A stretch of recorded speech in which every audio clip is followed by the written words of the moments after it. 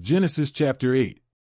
Then God remembered Noah and all the wild animals and livestock that were with him in the ark, and then he sent a wind over the earth, and the waters began to recede.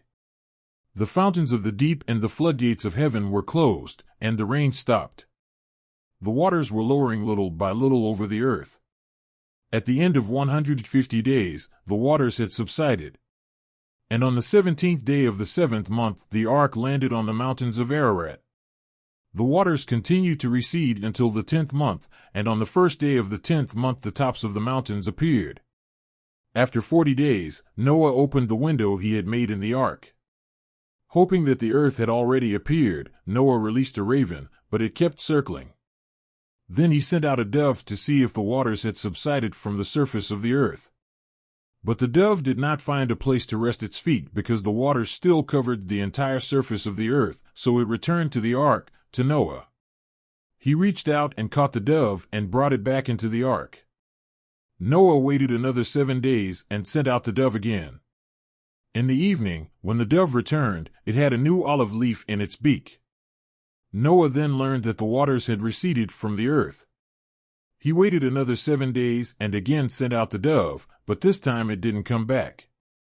On the first day of the first month of the 601st year of Noah's life, the waters on the earth were dried up. Noah then removed the roof of the ark and saw that the surface of the earth was dry. On the 27th day of the second month, the earth was completely dry. Then God said to Noah, "Get out of the ark, you and your wife, your children and their wives. Make all the animals that are with you also come out, the birds, the big animals and the small animals that move close to the ground. Make them come out so they can spread across the land, be fertile and multiply." Then Noah came out of the ark with his wife and his sons and their wives. And with all large animals, all small animals that move along the ground, and all birds. Everything that moves on the earth came out of the ark, one species after another.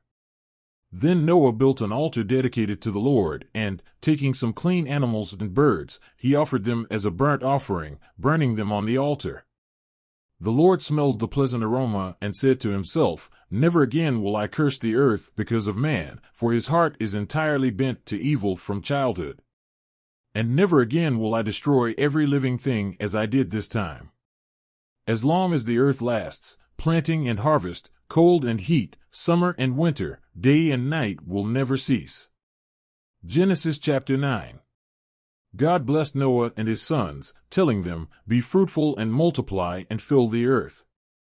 All the animals of the earth will tremble with fear before you, the wild animals, the birds of the air, the creatures that move along the ground and the fish of the sea, they are delivered into your hands. Everything that lives and moves will serve as food for them.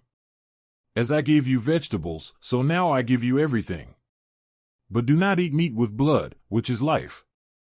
Whoever sheds blood, whether man or beast, I will call to account. From each one I will ask an account of the life of his neighbor. Whoever sheds man's blood, by man shall his blood be shed, for in the image of God was man created.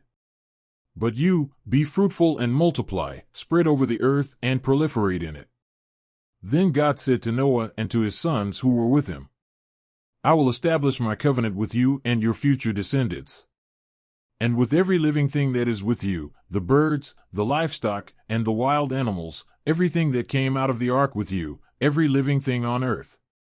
I establish a covenant with you. Never again will any form of life be cut off by the waters of a flood. There will never again be a flood to destroy the earth." And God continued, "This is the sign of the covenant that I am making between me and you and with every living creature that is with you, for all generations to come. My bow that I placed in the clouds. It will be the sign of my covenant with the earth. When I bring clouds over the earth and a rainbow appears in them, then I will remember my covenant with you and with all living things. Never again will the waters become a flood to destroy all life. Every time the rainbow is in the clouds, I will look at it and remember the eternal covenant between God and all living beings of all species that live on earth." In conclusion, God said to Noah, "This is the sign of the covenant that I have established between me and every living thing on earth." Noah's sons who came out of the ark were Shem, Ham, and Japheth. Ham is the father of Canaan. These were the three sons of Noah. From them the whole earth was populated.